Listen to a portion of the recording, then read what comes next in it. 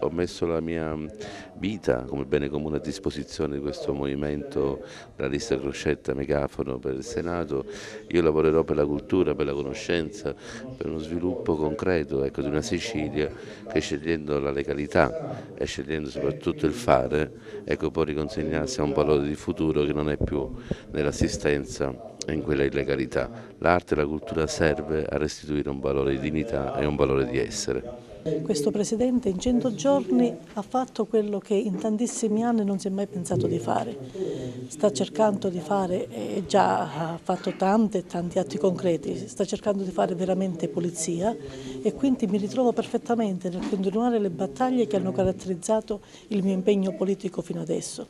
Specialmente la vostra emittente ricorderà bene che una delle ultime battaglie che ho già preso è quella di dire confischiamo, estendiamo la confisca dei beni anche ai politici e ai funzionari corrotti. È una nuova sfida per la Sicilia e per l'Italia, per un'Italia dove il governo della cosa pubblica si è affidato a persone e a partiti seri che vogliono davvero cambiare la nostra regione e vogliono cambiare il nostro paese Italia.